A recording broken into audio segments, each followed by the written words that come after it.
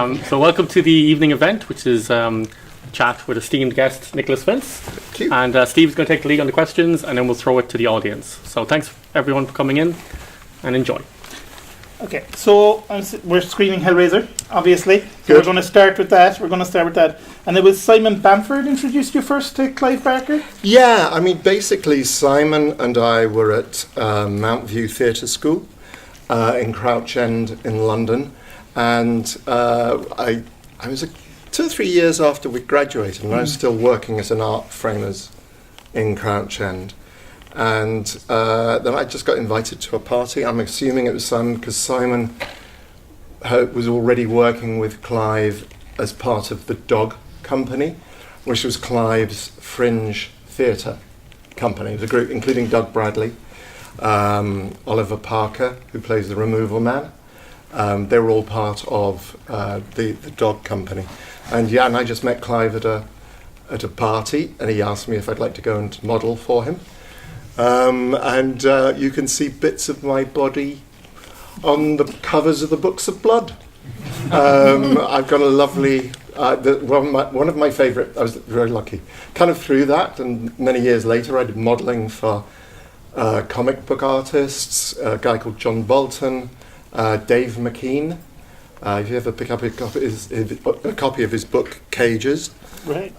You'll recognise the lead in that as me. I had a hair and a ponytail in those days. In fact, so Dave used to come round to my flat, and so on. So I ended up, and then 2 or 3 years later, Clive invited me to be in Hellraiser. And we'll just stick one more Hellraiser. Obviously, the makeup and everything you were in, couldn't see. How difficult was it to or was it a lot of fun? I remember the fun.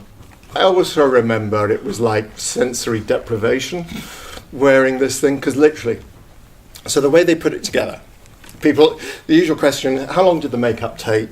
My smart ass answer is 3 months, because we started with a head cast, referred to as life cast. So they cover your face in alginate, which is seaweed, powdered seaweed. Mix that up with water, and that dries over your face.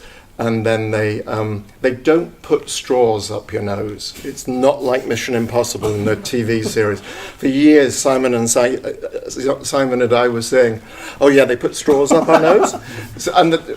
We did a Q&A probably about 5 years ago with Jeff Portis and Roy Puddifoot, who were part of the team. Jeff designed Pinhead. And he said, "No, we didn't."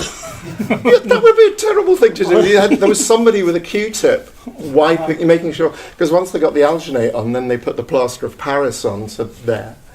And then, so that's all part of the process. In my case, and Simon's as well, but in my case particularly, they also did a body cast. So I had to stand there with broom handles, and they covered me in plaster of Paris. Well, they rubbed me down with Vaseline. So they then wrapped me in cling film. From my knees to my elbows, and I had to stand there, and they literally just covered everything, because that is me under that costume. It was it was sculpted in leather. That costume, and so there was that whole process. And then when we actually came to do the filming, we did a makeup test. Yeah. So originally, the teeth were sharp and pointed, and Clive decided he didn't like those. He said it made me look too much like a fish.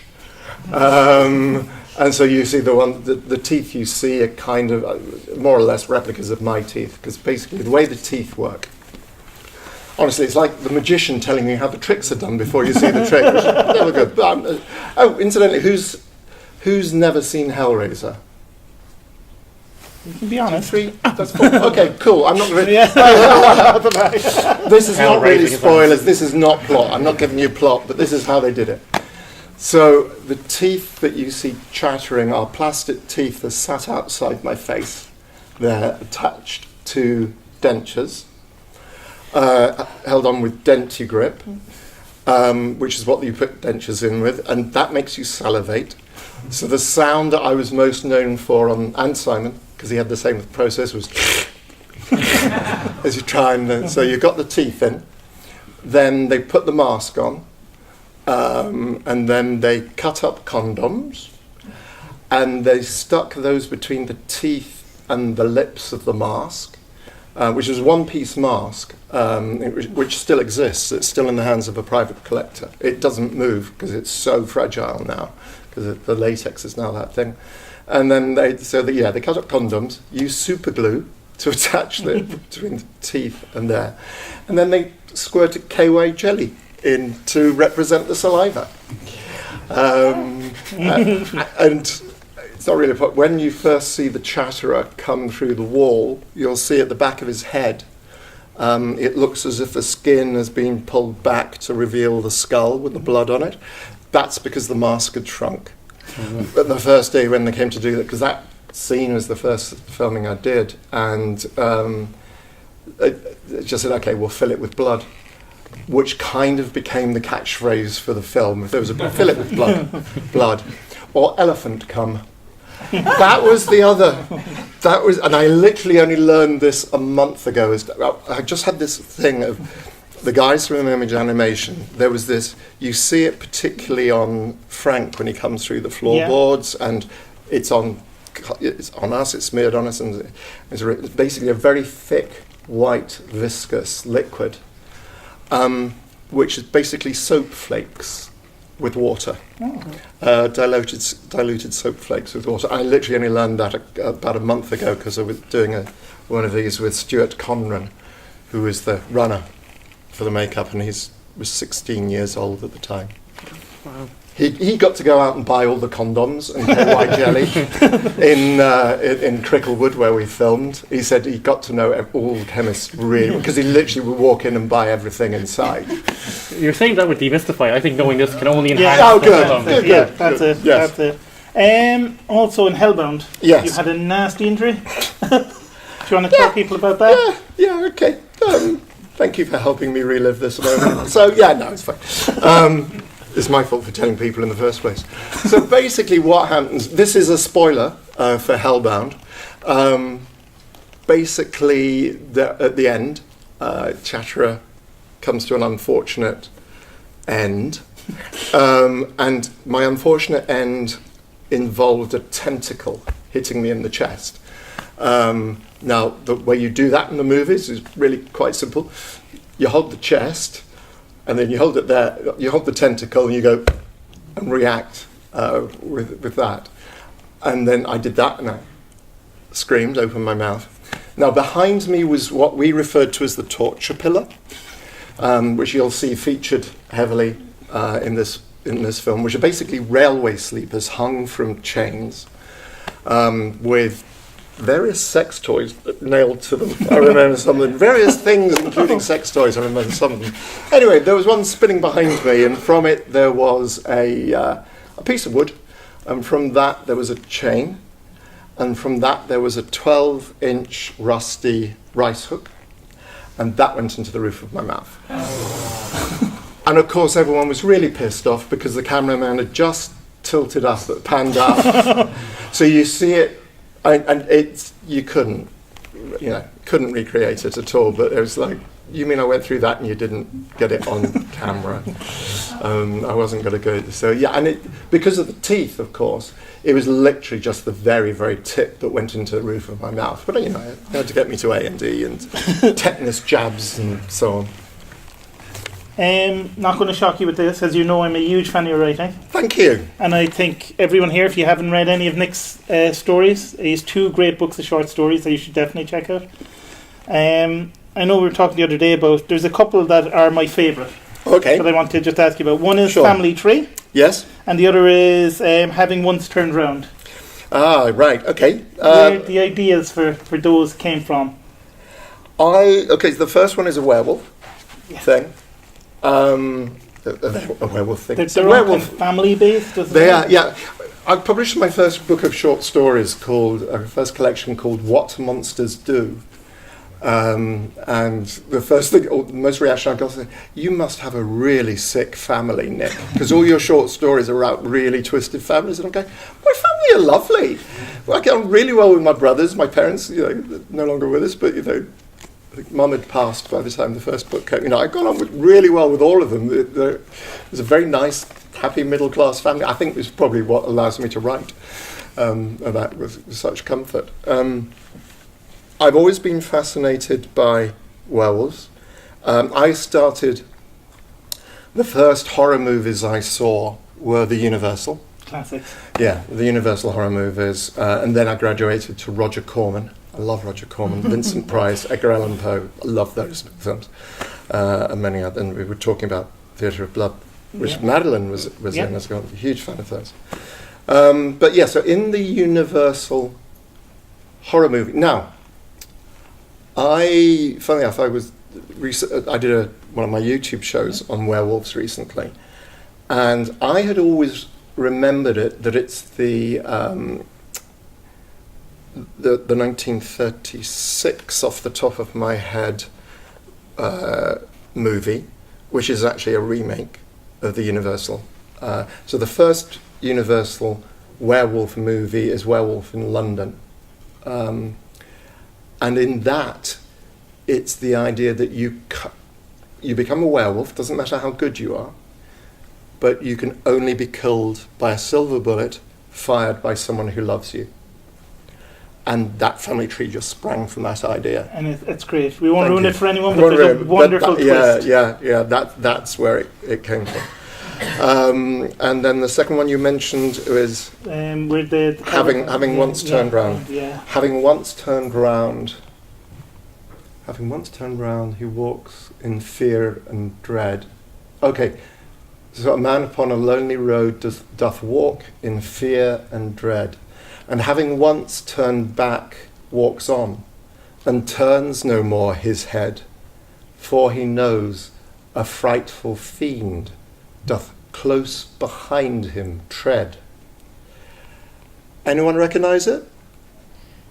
Oh, shame on you. Okay, it's quoted in the work of a lady who has her 200th anniversary this year, Mary Shelley.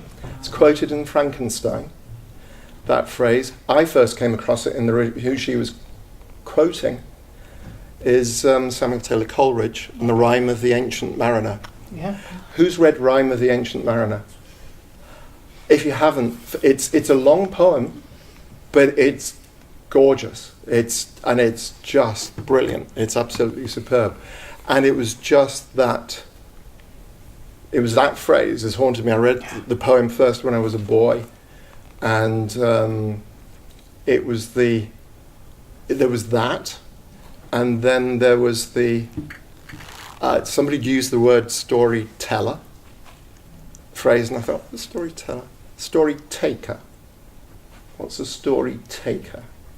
And that was kind of the inspiration. It was just those phrases. They're really kind of. And there's many great short stories in those books, but those are two of my favourites. Thank you. And Other People's Darkness is another. That's the name of the book and other stories. Yeah. But Other People's Darkness as a story itself is also fantastic. Thank you. It was fun.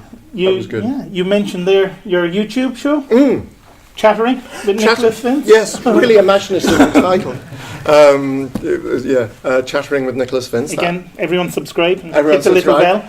There's over 130 episodes so far. It's usually on. Of course, at the moment I'm taking a break because I'm travelling around. In fact, I've just had to cancel the next show, which was supposed to be in a couple of weeks' time, but I'm going to be away filming. But basically, it's just me talking with people who interest me. The one with Andrew Robinson, who you're going to watch tonight, is really fascinating. Andrew Robinson, who plays Larry and Frank later on.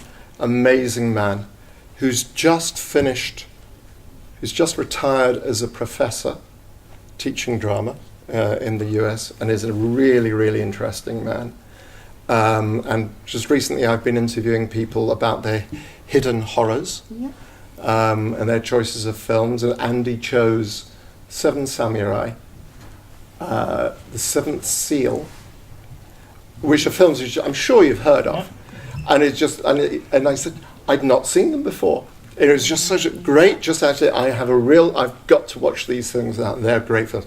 But listening to Andy, he's so intelligent. No wonder Clive cast him, because I'm sure that they just loved talking to each other. Andy's really, really fascinating. Very good in this film. Also, I love him as Garrick in Deep Space Nine. Oh yes, Garrick, and he's written.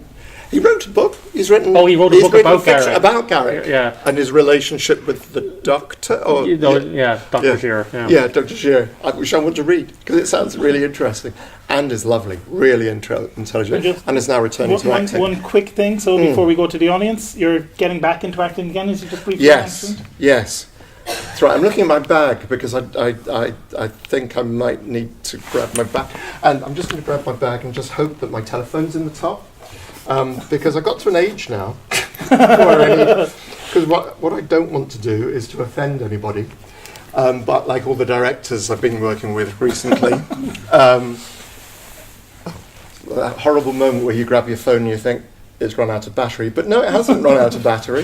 That would be a very horror movie thing to happen. That would be a really bad thing to happen. So yeah, so I'm just going to cool. There's only 4 of them, but I know me. So yes, so 2 weeks ago they released or they premiered a film called Book of Monsters at Fright Fest in London. That was a great day. That was really special for me because it was in Leicester. Two great guys behind that. Two great guys, Stuart Spark and Paul Butler, who I'd seen their work 2 years ago, The Creature Below, which is a really, really low-budget, independent, sci-fi, Lovecraftian horror, psychological horror. And they did all the effects themselves, and they got all their mates in it. And in fact, most of the cast from that film are now in Book of Monsters as well. And basically the idea of Book of Monsters is, the way it came about is that they did a Kickstarter, and if you supported the Kickstarter, you could choose monsters. You got to vote on the monsters that would appear in the films, which deaths appeared in the films, which unusual weapons would get chosen.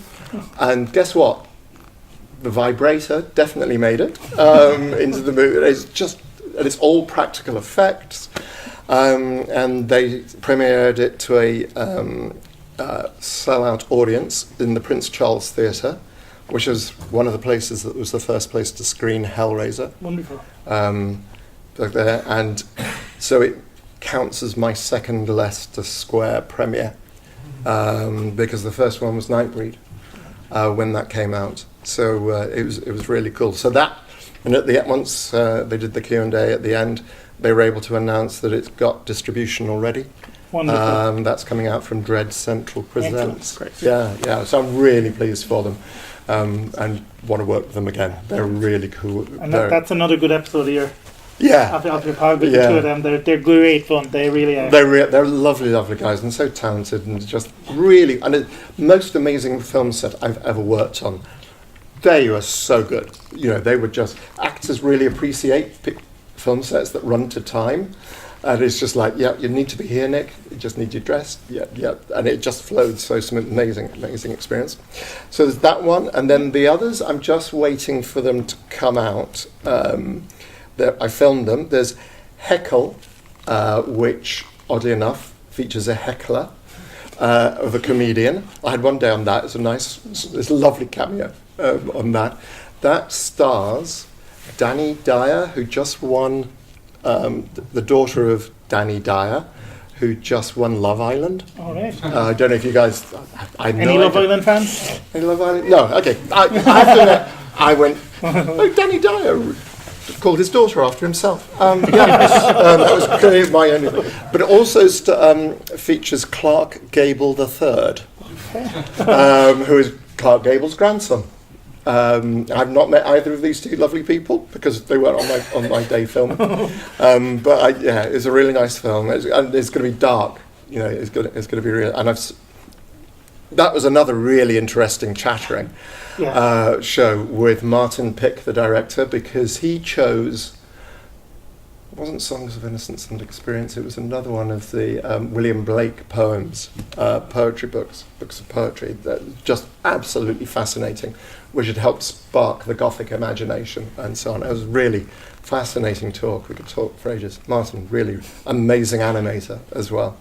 Martin.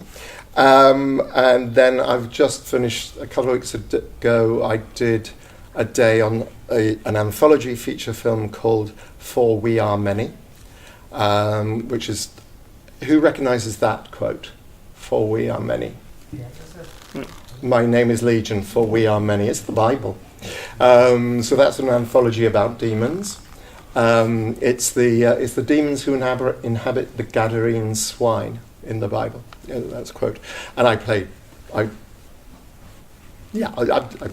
somebody at the beginning and at the end. So I did a day's filming on a bloody cold, freezing Scottish day on the coast of the Firth of Forth. And it was just so cold. Carrying a 300-year-old Bible, because Hex Media, the company who do this, my mates Laurie and Sarah, they've just taken over a church as their new studio. And the church left the Bible because they didn't need it, because they had another congregation in the town. And then the other one, which again I'm waiting for to come out, so those Heckle, For We Are Many, and the next one should be out early next year. As far Book of the Monsters is definitely coming out spring of next year, the first quarter of next year, I think. But yeah, so I did a lovely day filming in Italy. Nice. It was lovely. It was really, it's like starting off thinking, shit, they're not going to say action, are they? I could hear motore, which is the equivalent of turnover, and then I heard azione. And I thought, yeah, that's it. That's what I should be moving on. And that is on a film called Fuck You, Immortality, which I'm really looking forward to see. Not a William Blake quote. Yeah, another William Blake quote, absolutely. So we might take a few questions quick before the audience kill me for taking all your time. That's right. Does anyone have a question? Yeah. Just a very quick one. It's another version of how long does the makeup take for the Chatterer? I'm just curious, when you turn up on set for filming, how long does it take you to be actually ready for camera as regards costume and everything? Do you mean in terms of the makeup or just as a person? You turn up for work and then You turn up for work. I mean, basically, for me, Hellraiser, although once I was in it, it was tough. I literally couldn't hear, speak, or see. There's a little tiny hole there. I could. So the whole costume, as you can see, I've very limited movement. I can't move my head side to side or down or anything. So I can literally just kind of look down like that. So I was led everywhere by the hand. But to actually get it in was about half an hour. Most of the time they could just give me they gave us about an hour's notice, and I'd be ready half an hour beforehand. There were 2 days where they put me in, left me in for 8 hours and didn't film me. I suppose the most fun part of that was because I got led up to you'll see the house. It was filmed in 2 places, a Cricklewood production village, a very small studio, and then the house that you see in the movie, which is still there, and you can go and visit it. It's in Dollis Hill. Basically, they knew they weren't going to lead me, so the lady who's looking after me, Rosemary Sylvester Fisher, who your guide, who was my guide and who physically made all the costumes, designed by Jane Wildgoose. It was an old bedsit. It was they basically took the house over for 2 months, 3 months, and so it was all just bedsits upstairs. And so we just lay down on one of the beds and fell asleep, and Rosemary stopped filming because she woke up first and found herself lying next to the Chatterer. So her scream stopped filming. But yeah, so that was for that was like Kinski in Nightbreed. That was 5 hours of makeup, which was basically similar to what Doug went through, and Of course, the person who had the longest makeup was Oliver Smith, who plays Skinned Frank. That was 8 hours of makeup before he could film, because that's a complete body. I love Oliver Smith, and so Doug, and they got Doug's down eventually, but those were really early mornings. So I would, when we did Nightbreed, we were filming at Pinewood. I lived in South London, and I got up at 3 o'clock to be collected at 4 o'clock, in makeup chair at 5 o'clock. Collected at 3, arrived at 4, 5 hours makeup on set at 9 o'clock. Now, that sounds tough. Honestly, as an actor, all you have to do is sit still, not fall asleep, as they're applying 7 pieces. So I had 2 makeup artists who were on their feet during that 5 hours, who were responsible for making sure it all sat correctly. They had to make the pieces, they had to paint them, they had to stick the wigs on them, they had to stick, and Kinski in Nightbreed has got a wig and beard and eyebrows. They're responsible. The lead makeup artist who designed it was Neil Gorton, who went on to create Millennium FX and did all the recent Doctor Who stuff. And his assistant was a gentleman called Mark Coulier, who's now got his 2nd Oscar for makeup. His first one was for Margaret Thatcher in Iron Lady. So yeah, all these guys have gone on and done. So many people, makeup artists that you come across today, started with image animation, either Hellraiser, Hellbound, or Nightbreed. I think there's another question there, Simon, is it? I was just wondering if you had any plans to turn any of your short stories into features, or if you're writing anything like that. Yeah, you see, it's a little too early to talk about that. Maybe. Maybe. Might be working on, might have been, maybe. Certainly too early to tell, because I've not got any funding, and I'm nowhere close to actually finishing a script. But yeah, hopefully one day. I would love to. They were all kind of written in mind, because I went on to write comics as well for Marvel UK, for Marvel in the States as well. For Hellraiser and Nightbreed comics, so I've always had a very visual imagination and so on. So when I was writing them, part of the mind is playing the film in your background. You can tell that in the stories too. They're very visual. The stories. Actually, I want to ask you though, we talked about, say, Andy Robinson writing about the character that he played. How do you feel sort of like developing the lore? Like you give the origin of Chatterer and. Yes, of course. In the So in the first volume, Look See is the first one, which is the first time I wrote about the Chatterer, which was a fun piece. Basically, I was so pissed off at the end of Hellbound because for a simple reason. Spoiler.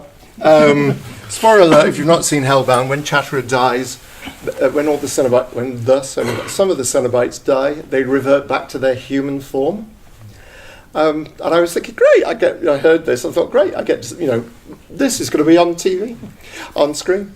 No, I was a 12-year-old boy. So it's like, no, I'm not playing that part. And I wrote Look See, which was published when Hellbound was released in Fear magazine. But just recently I wrote a more serious, as I say, I bore a grudge for many years. But then over time, it's the idea, so basically all the other Cenobites, when they change back, are adults. And you get the idea that they entered hell as adults. But Chatterer turns back to a boy, so you've got the idea of a boy growing up in hell. And how did a 12-year-old boy deserve to, or someone who looks like a 12-year-old boy, deserve to end up in hell? And that is in Prayers of Desire, which the editor said, he said, Nick, that is really disturbing. And that's me saying it, and he said, that is really disturbing. I so want to publish this. So that's for strong stomachs. So we'll take another question, maybe final question. Yeah. Hello. Hello. Congratulations on your role. Thank you. Given that Hellraiser was made and released in 87 and then the following year was 88, given the evolution of cinema in terms of kind of the shooting style and the makeup and the editing, do you think it was to be remade now, is there anything in particular that kind of production quality nowadays gives that you would add to it or change? Very good question. Very interesting, because the stuff has come on. I know Clive Barker has written a reboot script. I've not read it. So it's out there because he spoke about it 2-3 years ago. The trouble was that Hellraiser, to make Hellraiser, he had to sell all the rights to get the money. And they ended up in the Weinstein Company, Dimension Films. So nobody's quite sure where the rights are. I'm not quite sure. There is talk that they're now belonging to Disney. I know this because there are a whole load of memes of Cenobites as Disney princesses, including Chatra, come to think of it. So, what would it? It's very interesting. I think,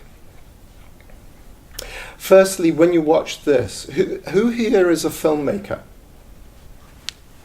Cool, a few of you.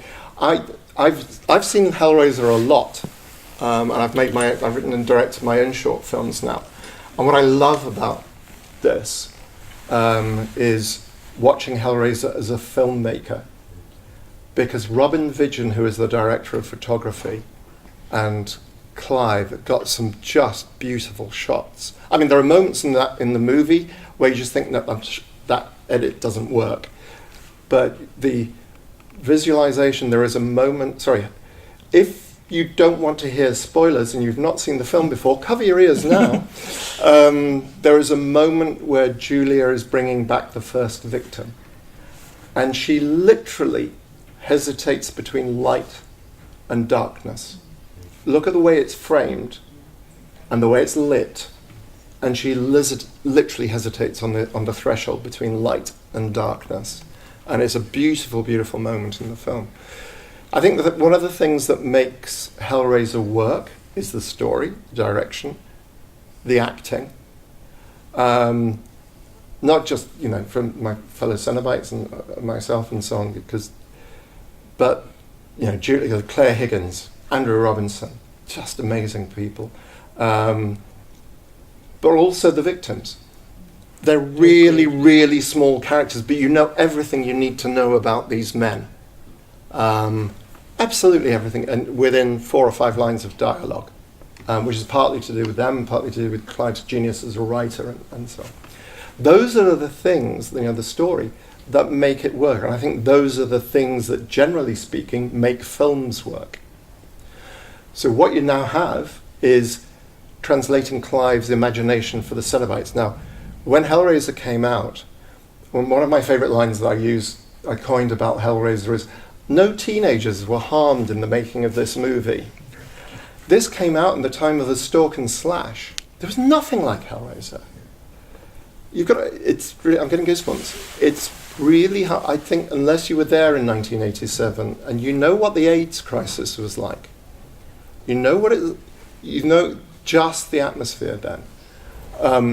And fears about sexuality and different sexuality and differing sexualities. Clive had not come out at that stage and was scared to, very scared to. The fact that he had all the, obviously sadomasochistic style and so on, and it was just, he managed to assemble around him a team of people who could bring his vision to life. So those I think are the key elements that you're trying to. So what can you do? What can you do then?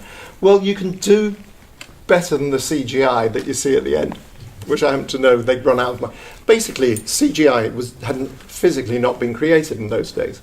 This stuff is physically painted on frame by frame onto the negative when you see the guys at the end. So you could do some stuff with that. You can do stuff. We talked to Jeff Portas. Jeff Portas, as I say, who'd created Pinhead. The makeup, Clive designed Pinhead. He was saying, that the materials have changed. Now it's silicon rather than foam latex. And Jeff's view is, listen, the practical effects really help the actor. They really, it's much easier. And I know, having worked on the green screen, if you can see somebody in front of you who looks like the chattering Cenobite and you're reacting to the chattering Cenobite, it really helps your performance. So that massively helps. But if you can then enhance that practical effect with CGI to make it to clean up edges and so on, just to make it look more real, then yeah, that's good. These are techniques that have changed, but the things that are important, and the thing that of course I have to give a shout out to is Christopher Young's score. It's just amazing. To what you're about to see this evening, as I mentioned, I went on to write Hellraiser comics for Marvel. Doug obviously went on to do 8 Hellraiser films and played Pinhead 8 times. And we were at a Q&A with Christopher Young, and Doug said to Chris, "We'll just have to stop and just say this, every time I wanted to be in Pinhead, as I was going into the makeup, all those subsequent films, the first thing we did was put on the score to Hellraiser, because that's what that's what it is. And when I was writing the comics, when I wanted to be in the Hellraiser world that Clive had created, I just put on the album of Christopher's music. So all that stuff, it was there going for Hellraiser to begin with." Yep. That's my usual short answer to a question. Thank you very much for talking to us. Thank you. And we hope everyone will enjoy Hellraiser. Thank you very much.